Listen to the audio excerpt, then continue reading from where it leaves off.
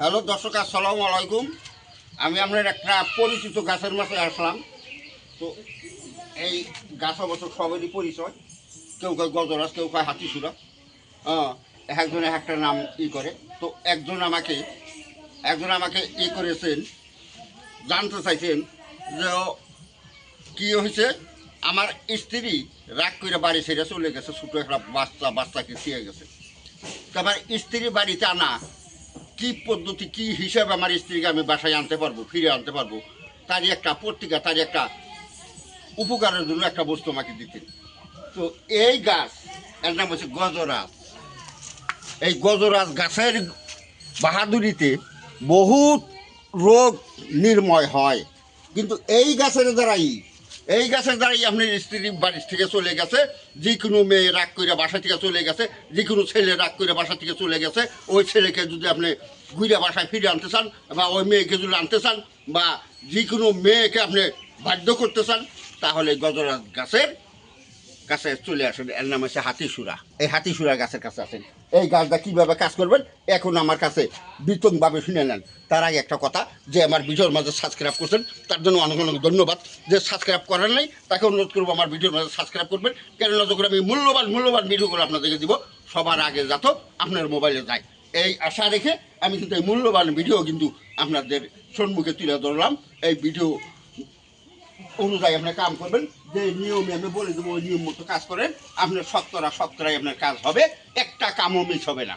তো যা হোক, এখন দেখেন এই যে গাছ, কীভাবে এই গাছের দ্বারা কাজ করবেন। এই যে দেখেন এই ফুলগুলাই, এই যে ফুল, এই যে দেখেন এই যে ফুলগুলো উঠাই নিয়েছি আমি, উঠাইতেছি, দেখে দেন। এই কাজটা করতে হবে কিন্তু এই ফুলের দ্বারাই গো, এই কাজটাই ফুলের দ্বারাই করতে হবে। এই যে এটা গাছের শিকড়া লাগবে না, পাতা লাগবে না, অন্য কিছু লাগবে না, এই ফুল লাগবে। এই ফুলের দ্বারাই আপনারা কাজটা করতে পারবেন। কীভাবে করবেন এখন আমার সাথে থাকেন, ভালোভাবে দেখেন, দেখে নিয়ে তারপরে কাজ করবেন। শতকরা আপনাদের কাজ হবে। এই কাজ করতে পারবেন না, তাতে কিন্তু আমাকে দুষবেন না, গাছে কেউ দুর্নাম দিবেন না। কারণ এটা আল্লাহর সৃষ্টিকর্তা গাছ। এই গাছে কিন্তু মিস করে না, গাছে সম্পূর্ণ কাজ করে। কিন্তু আপনারা নিয়মকে মিস করেন, নিয়ম মিস করলে আপনার গাছের কাজ হবে না।